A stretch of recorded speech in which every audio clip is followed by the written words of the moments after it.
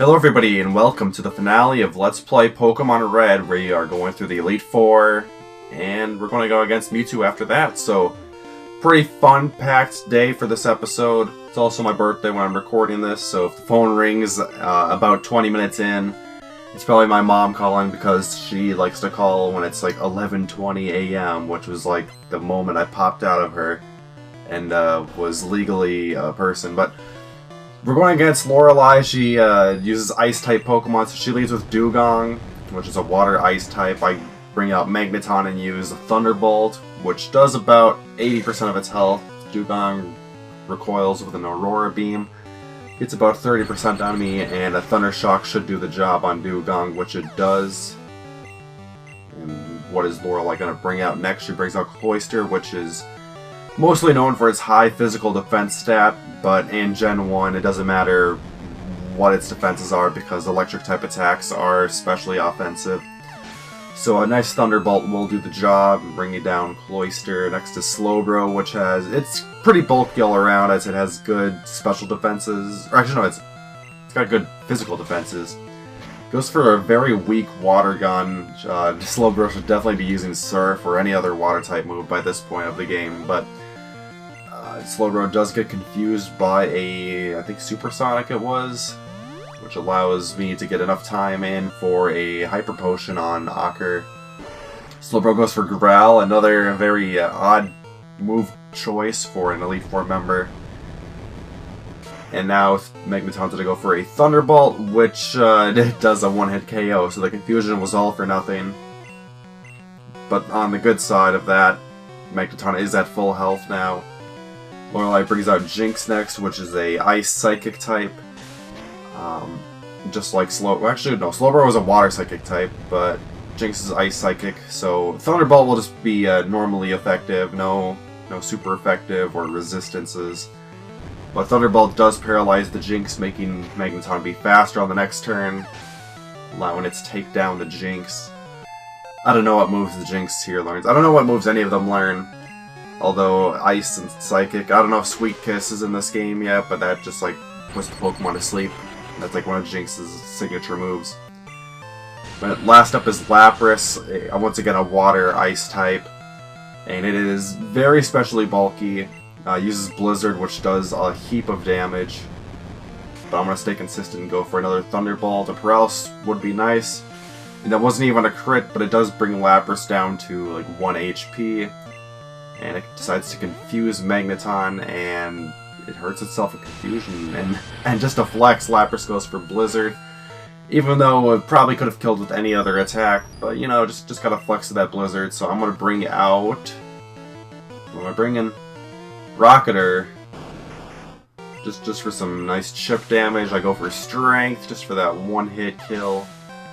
And that will take out Lorelei's last Pokemon, beating the first member of the Elite Four. She says, "How dare you?" That's kind of rude.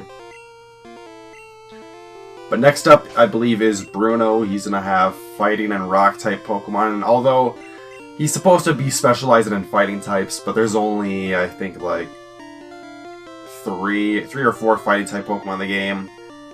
Yeah, 4, maybe even more. But those would be like Machamp, Primeape, Hitmonchan, and Hitmonlee. But Bruno decides it's too cool for Primeape, and he'll just have like 2 Onyxes instead. He couldn't even use Golem. That would have been a good rock type choice too, just because we haven't seen one in the game yet.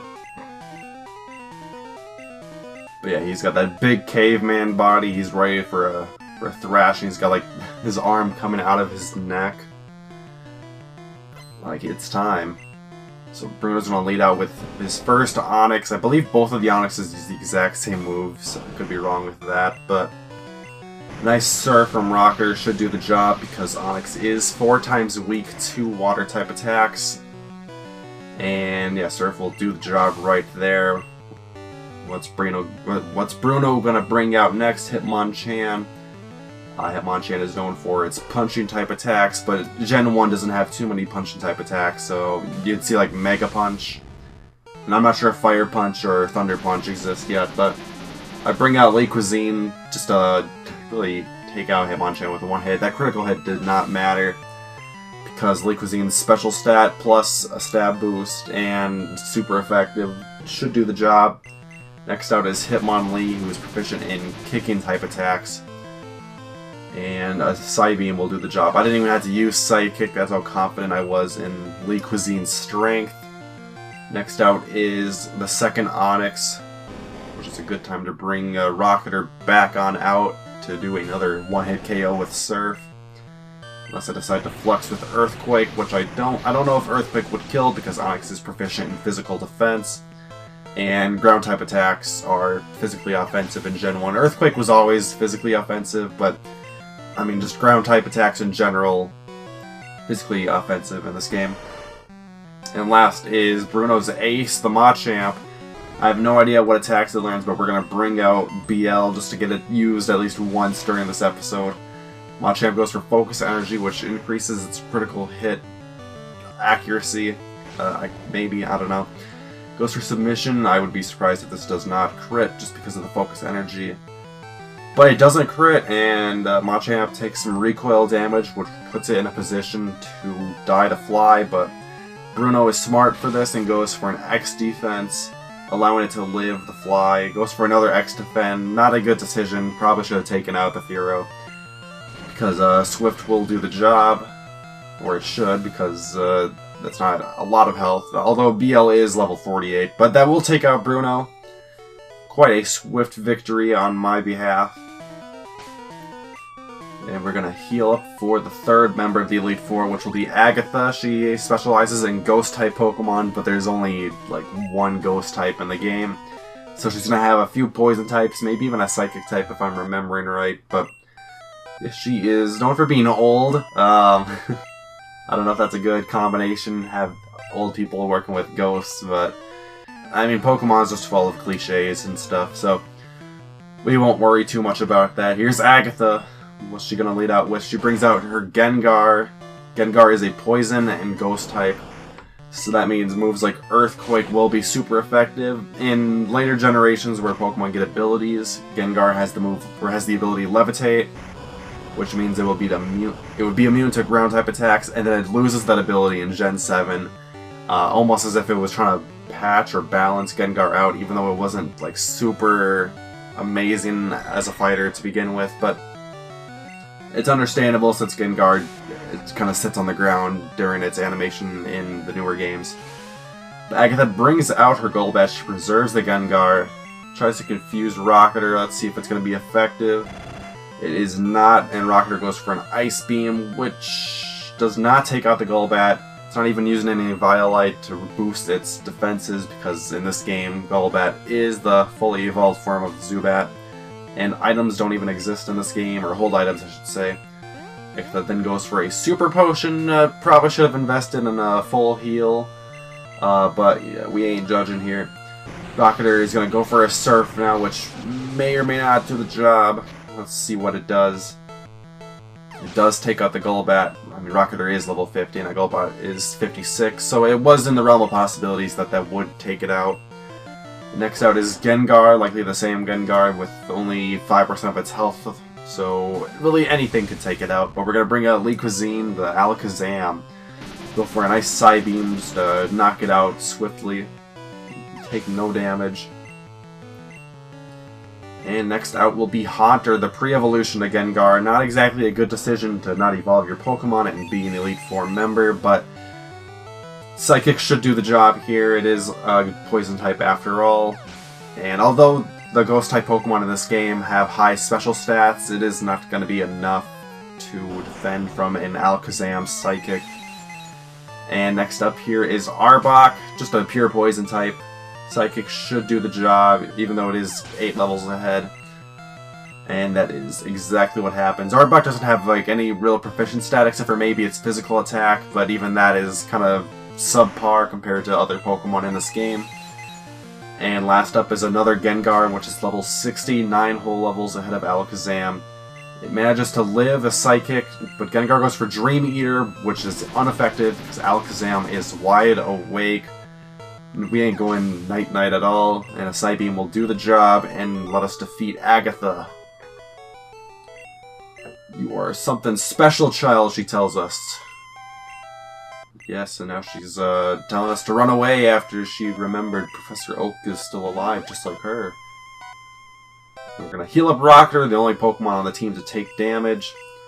And I guess we're going to switch out to Ocker. And the last member of the Elite Four is Lance, who specializes in Dragon-type Pokemon. There's only one Dragon-type in the game, or one Dragon line of Pokemon, which would be Dragonite. Although I'm not sure if he has a Dragonair at all, which is the pre-evolution to Dragonite.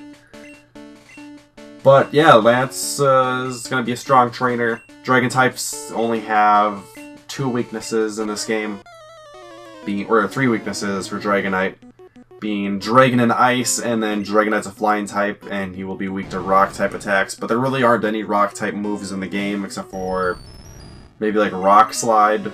But most Pokemon aren't going to be learning Rock Slide, so don't worry about that. But he leads off with Gyarados, which is 4 times weak to electricity, or electric type attacks, and we avoid the Hyper Beam and go straight for a Thunderbolt and knock out the Gyarados in 1 hit. I didn't quite catch what's going to come out next, but it's Dragonair. So we're going to bring a Rocketer out. I have Ice Beam on Rocketer, which is my good choice against Dragon types. I'm not sure if this will be a 1-hit KO, which it isn't. It does about 75% of its health. And Dragonair decides to raise its speed. Not a bad decision, but I feel like damage should be more important, because most of my Pokemon are going to be slower than Dragonair anyways, except for maybe Alakazam. I guess Rocketer was a bit faster, but doesn't do enough with its attack, and Ice Beam will take it out. Rocketer's going to go up to level 51. Nice little boost in power, strength.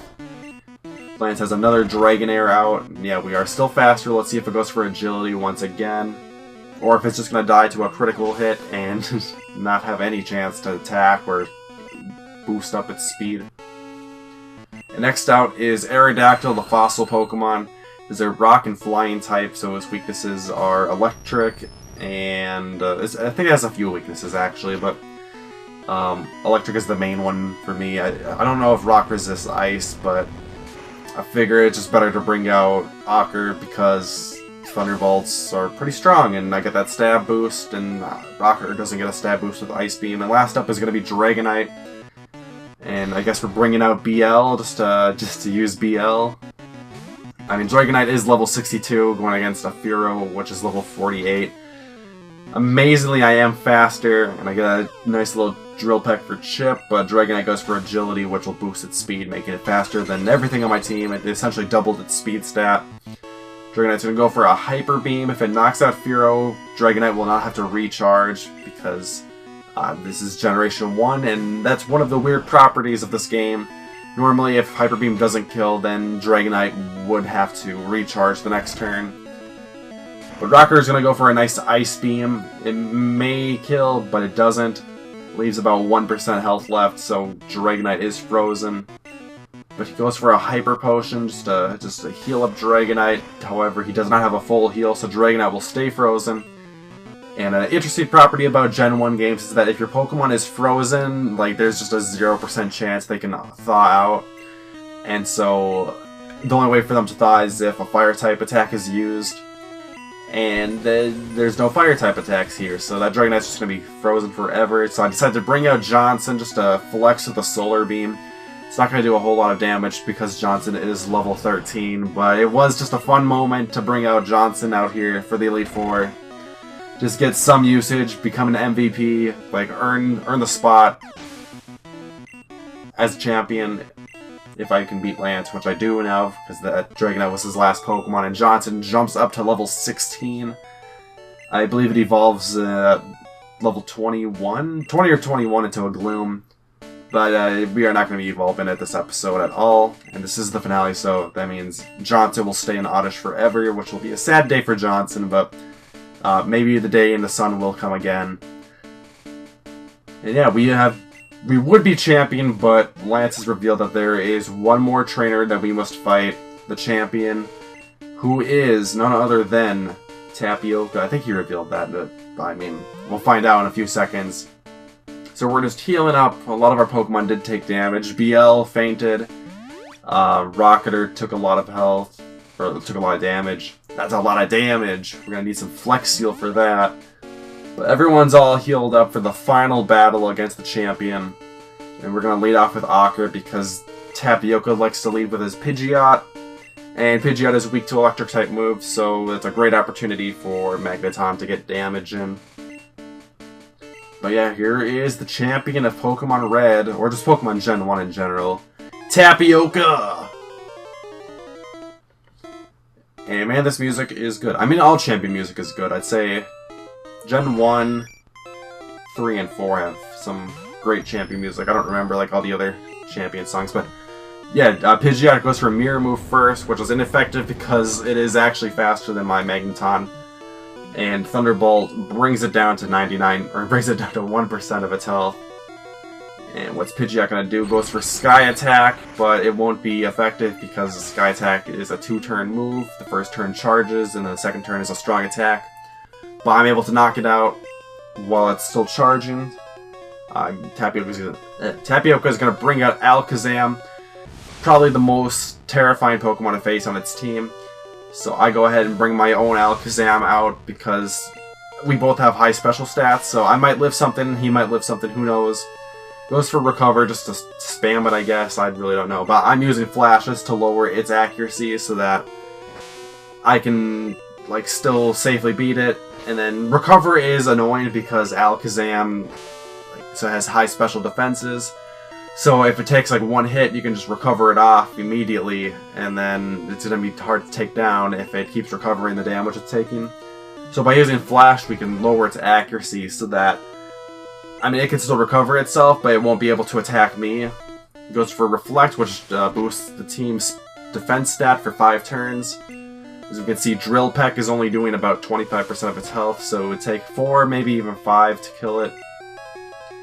But yeah, those Flashes are coming in handy because BL is avoiding the Psychic. And one more hit will do the job. Alakazam is going for another Reflect, which fails because Reflect is still up. And you can't reset it if it's still up. But yeah, Alakazam is now out. That's the biggest threat to the team.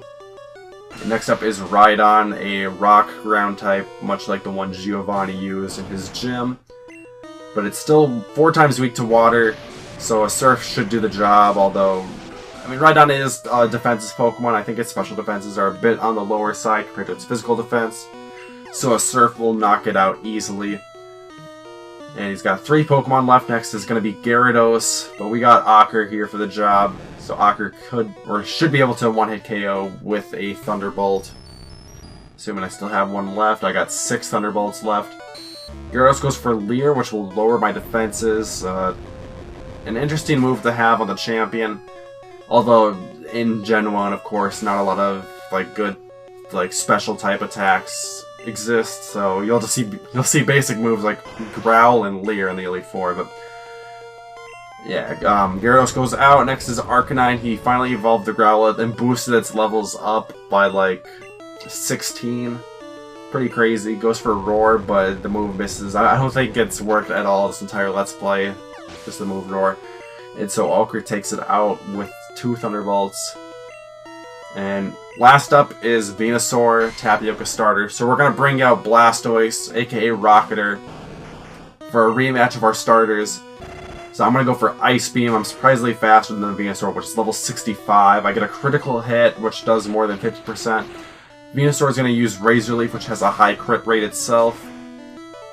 And we'll see if Rocketer survives it, but his health is dwindling down. He actually gets critted, and that may or may not have mattered. It is a super effective hit after all, and 14 levels higher than my Blastoise. But we are going to bring out BL and just finish the job with a Drill Peck. And that's it. We have now become the champion of the Kanto League, the Indigo League, Indigo Plateau, all of those words. Tapioca has lost. His reign, while short, is over, and we are now the champions. And what's this? Professor Oak is coming in. Hi, Jello. Ugh. Man, they really slowed down that music. Okay, so you won. Congratulations. You're the new Pokemon League champion. You've grown up so much since you first left with Squirtle. You've come with age. Tapioca, I'm disappointed. I heard you beat the Elite Four, but when I got here, you had already lost. Do you understand why you lost? Because you suck, Tapioca. You don't have my genes, okay? If you had my genes, you would have beat High-Jello, okay? Anyways, come with me and we will put your Pokemon into the Hall of Fame. Tapioca, sit there, you slug. You're not allowed back here anymore. Congratulations, welcome to the Hall of Fame. This room has a lot of tiles. It's crazy. You've endeavored hard to become the new champion, and our Pokemon are Hall of Famers. And unfortunately, the team's gonna be like just kind of out of order. We got Magneton, level 51, just an electric type, or I should say Ochre or Ochre. I don't really know. And who's next? We got Rocketer the Blastoise. That is one big boy. He is big. Jesus. Very angry, too. I didn't raise you to be angry, Rocketer. Next is Liquizine, the Alakazam. Not a lot of Let's Plays out there with an Alakazam in the Hall of Fame, I can guarantee that, because not a lot of people are able to trade their Pokemon from one game to another and back. Next is BL, or B17 as the name was intended, the Firo. Johnson, level 16, Grass Poison type, aka the star of the show. And, what's next? McNugget, the Hitmonlee, who had got 0 airtime. He's getting more screen time right now than the entire playthrough. And me, I beat the game in 9 hours and 14 minutes. Look at all that money I got. Yeah, we have enough Pokemon in the Pokedex to get the Flash HM, which we've already gotten. But yeah, there's still going to be more after the credits roll, but, I mean, I always reflect during the credits. I mean, I've kind of been talking about, like, so the next Pokemon Let's Play will probably be Silver, which I'll be doing, like, next summer. But I don't know exactly how I want to do that. I've already discussed this, like, over the past, like, 5 episodes or something. But, yeah, I know the next Let's Play is going to be, I think I want to do Sonic Adventure 2, because 2 years ago I did Sonic Adventure 1, and that was an okay playthrough. I mostly just did Sonic Adventure 1 so I could do Sonic Adventure 2, because I like Sonic Adventure 2 a lot more than 1. There's a lot of stuff I was planning on doing, I mean, kinda, I mean, like, so, I never really addressed this, but I think sometime in my Mario Odyssey playthrough, I was like, oh, like, I'm gonna beat Xenoblade Chronicles 2, and I'll do, like, some, like, funny video on that, and then it kind of became hard to, oh, fuck. It kind of became hard to, edit out, or, like, just edit the entire video I wanted to make and script it, because, like, I'm not very good with scripted videos. Like, I can read stuff just fine, but, like, reading stuff for the microphone, like, I feel like I stutter just a bit more. And then, like, I'll say a sentence, and then I just want to add a word at the end, and then, like, that word is just so out of place, and the credits are already over, but, I mean, there's still time to talk about stuff. There's still time. We're going to be going against Mewtwo and catching that. That'll be, like, 5 more minutes. Hopefully my battery on my Wii U doesn't die. Although, you know, whatever. I said, like, fuck earlier because I was looking at my iPod, which so when I sync the audio together, I record the Wii U gamepad with my audio. I could just record the TV too, but I record that on the iPod, and then I put that into the video editor, and then I'm able to sync up the gameplay that I recorded with the actual video in the editor. And I look over at my iPod, and it's still recording 22 minutes in, and I'm like, oh, I thought I hit stop on that, but I can just trim down the video, although my iPod probably has just run out of space because of that, but hey, don't worry, we can delete it after I upload the little bit to YouTube that I need. But, yeah, so Sonic Adventure 2 is coming up. I want to do something with Kirby again. Last summer, I was actually planning on doing a Kirby 64 Versus, where I mean, like, just like the Banjo-Kazooie Versus, but, like, Kirby, where I just, like, I have all the video from my last playthrough, and then I record new video, and then I just, like, put them up together and then do post-commentary, but once again, post-commentary is, I mean, it's not hard, but, like, it's just, like, tough, like, talking about that stuff, like, just watching it, because, like, I mean, yeah, I can tell stories, but, like, I don't know, it's just, like, you can do post-commentary so much before it gets, like, uninteresting for me. I mean, I don't think it will be uninteresting, but, like, I don't know, I just don't want to do post-commentary that much.